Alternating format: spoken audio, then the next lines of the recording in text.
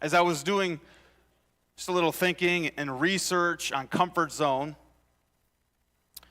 one of the things I came across, which I found interesting, was according to Reach Evangelistic Strategies, it said only 1% of Christians in America has or have personally led someone to Christ. 1%. Only 1% of believers. And the study went on to say the reason is because the 99% aren't willing to leave their comfort zone to lead someone to Christ. So then I began to dig deeper and say, well, why is that? And researchers, and you can look at things, and even you can look things in secular things like Psychology Today. And you can also find it in Christian articles that say that we have created a culture of convenience and comfort in our lives that we can control and take hold of. Let's brainstorm with me for a minute about that idea. How have we created a culture of convenience and comfort in our lives? Give me something. You can use a one-word or two-word thing. Someone said microwave? I mean, my kids do love those little like mac and cheese things that you can make really quick, you know. Don't have to wait so long anymore for mac and cheese. Yeah. Microwave gets it done quick. Yeah, what else? Cell phones? Okay. What? Home delivery.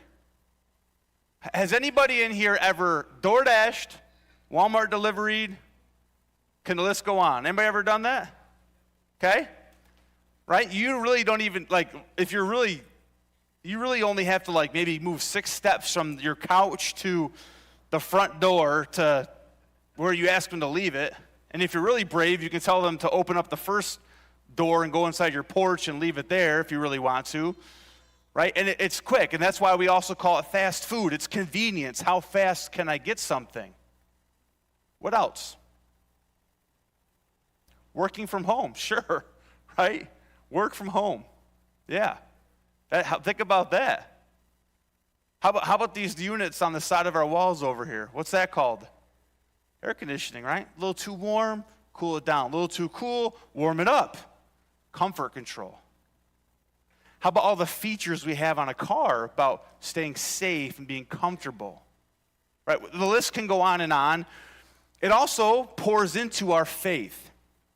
And according to different articles that I pulled together, it says here's 4 main ways that we live our faith inside of our comfort zone. One is a routine faith. We may attend church, pray, read scriptures, but in a way that feels safe to me.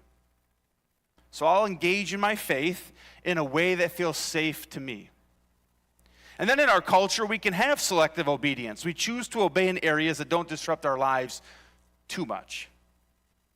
In other cultures around the world, you're either all in or you're all out. We can form community bubbles. We stay surrounded by the people we choose to. We can easily do that. And lastly, we live in an avoidance risk society. Fear of rejection and failure keeps many from sharing the gospel or stepping into ministries outside their comfort zone. So as we think about this idea of comfort zone, and as I was thinking about this idea of comfort zone, I had 2 different pieces that came to my mind, or 2 different shapes or images that came to my mind. You might see them up in front of me. The one is a circle. This is, I think, the majority of the time when we think about this idea of comfort zone, we think it's the idea of a circle, which means this is the area that I'm comfortable in, and I'm not going to take a risk. I'm not going to do something that's outside of what I believe is comfortable for me. I'm going to keep it. I'm going to keep my bubble. I'm going to keep my circle. The other way, the lane is one I don't believe we think often enough about. When you live a certain way and you create habits, patterns, and lifestyles for yourself, you don't even realize you have a comfort zone. You create a rut in your living, and you don't even realize that something else is out there to get you outside of your comfort zone or to live a different way.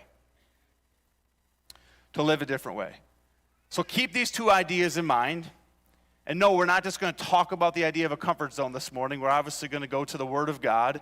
And we're going to see a story from Mark chapter 10 of a man who I believe does a lot of things to leave his comfort zone to follow Jesus. If you have a Bible, you can turn me to Mark chapter 10, verse 46. If not, you'll be up behind me on the screen as well.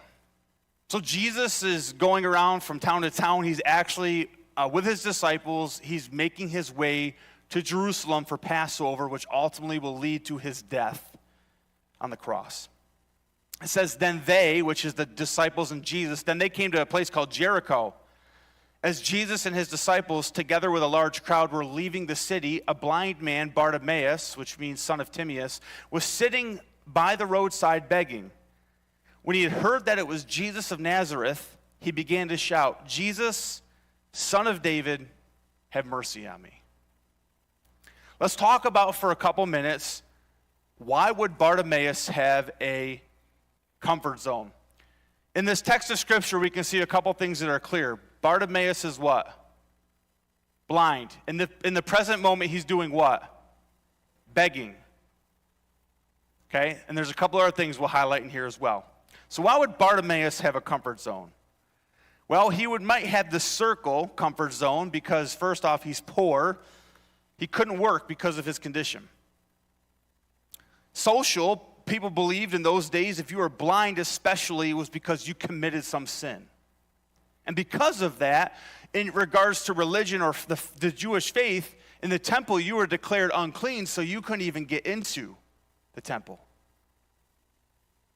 Imagine, how do you think you would feel compared to how other people viewed you in that moment? The other thing about people who were poor was that they were people who were pushed to the outskirts of society. They lived on the outskirts of society. And actually, you can catch this when you look at the text of Scripture that this was the case.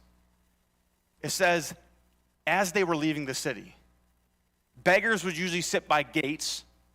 And it says, as they were leaving the city, we know now Bartimaeus is sitting at the edge of the city. He's not downtown. He's sitting where he belongs in that culture.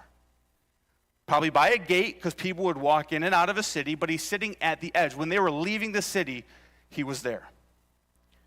So we could see why he might have a comfort zone when it comes to how other people view him.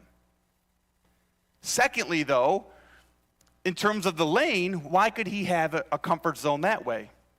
Well, again, normal everyday life, a pattern or habit. Routines feel safe, they're predictable, and even invisible because it doesn't challenge you anymore.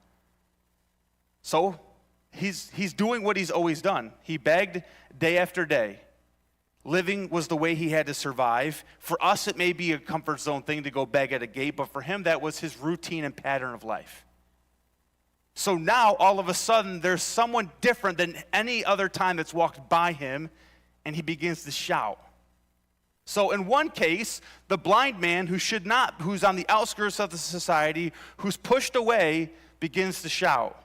The blind man who's been begging, we don't know how long, but sometimes the text of Scripture gives away. It could be a period of time. Why? Because when Mark writes, he's doing all the right things that a beggar would do.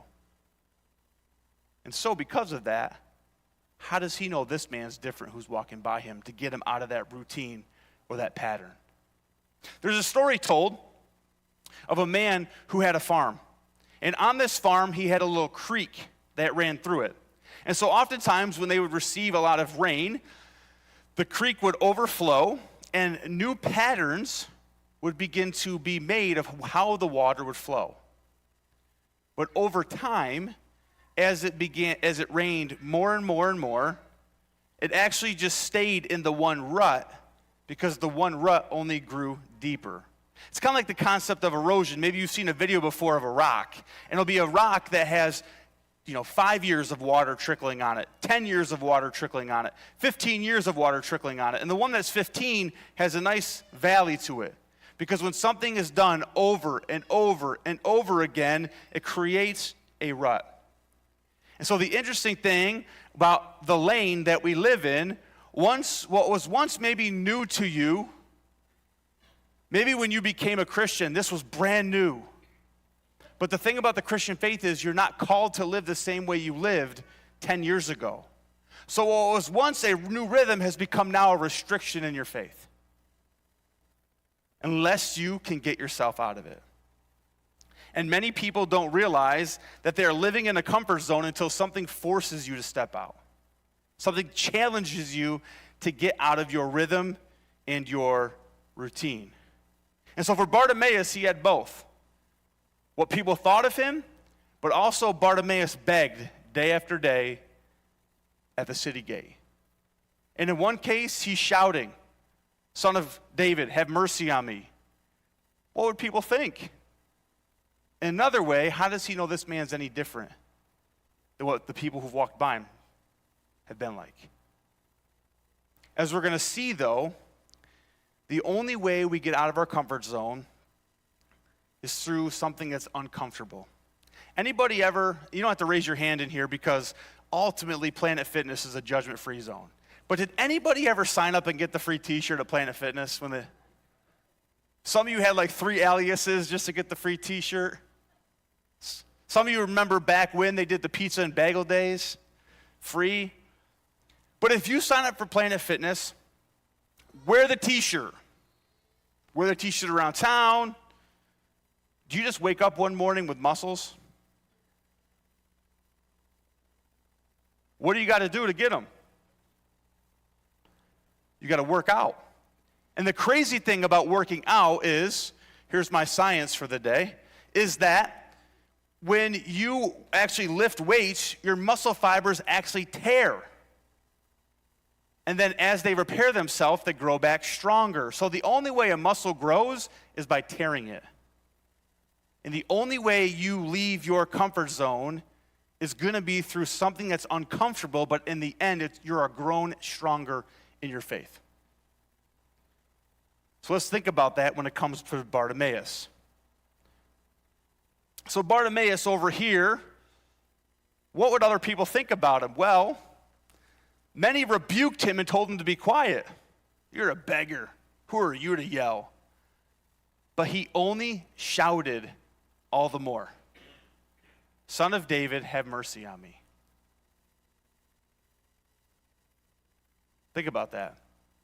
He only shouted all the more, "Son of David, have mercy on me." Would you do something like that? Shout all the more? If you shout at Planet Fitness, there's this thing called a lunk alarm that goes off. They tell you to be quiet. What would you do? What will others think about me? That's often a huge part of over here. If I leave this, what will somebody else think about me? There was actually a study that was done from Pew Research that says 54% of the people surveyed said that fear of failure is the main reason they avoid new initiatives or change in their life, leaving their comfort zone. What will other people think about me? Maybe you've had the opportunity recently. Maybe you've had in the back of your mind, I should go do this, or I should be challenged this way. What are you not willing to do right now in your life?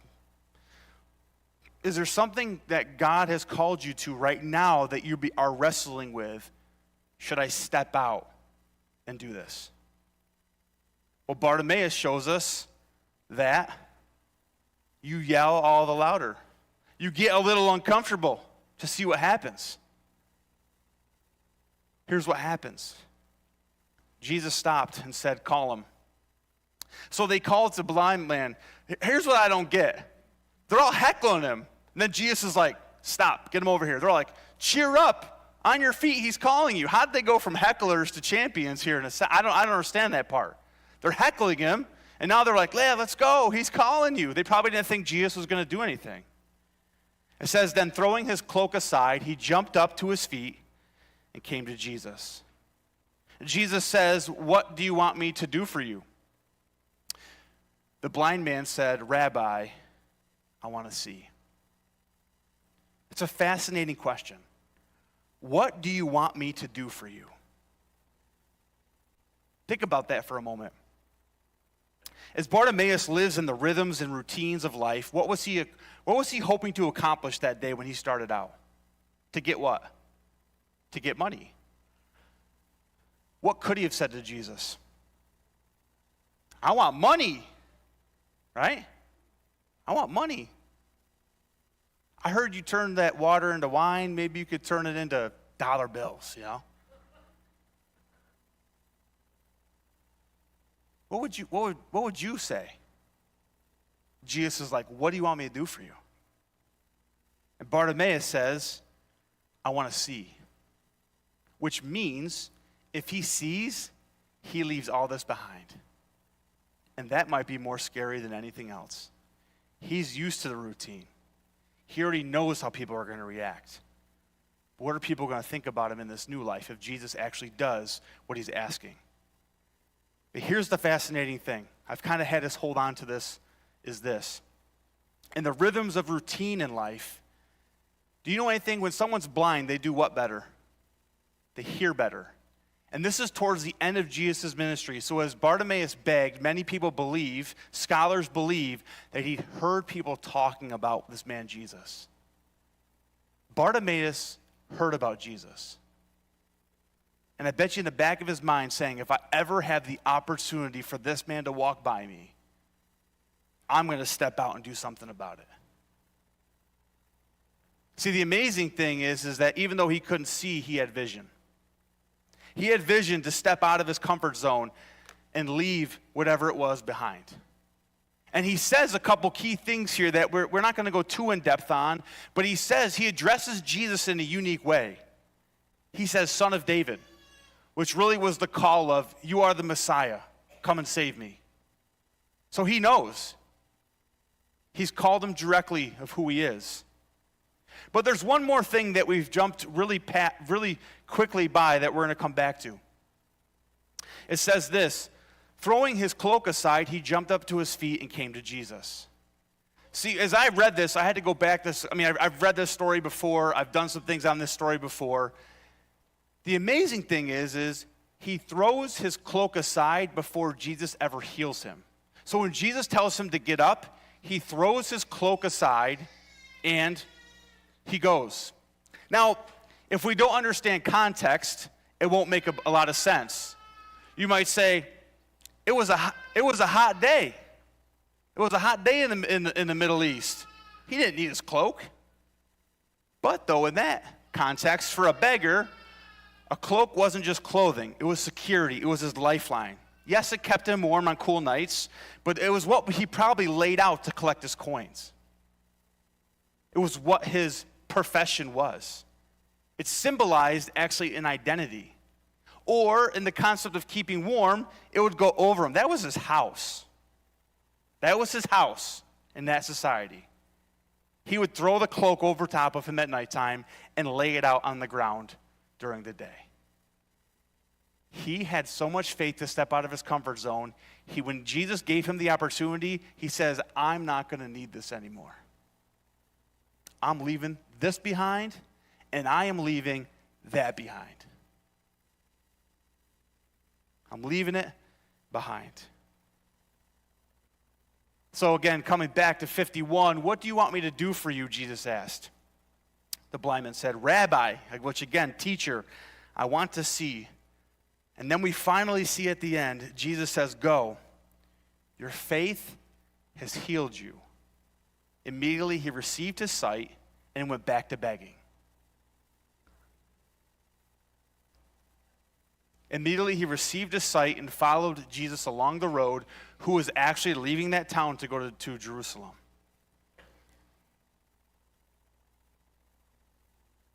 First off, he could see for the first time.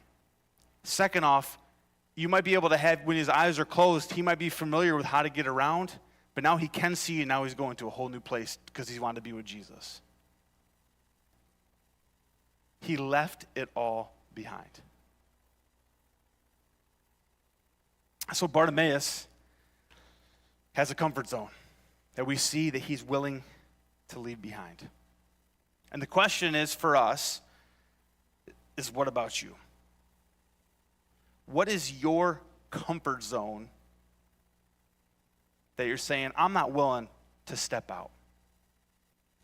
I'm not willing to step out. A little risky.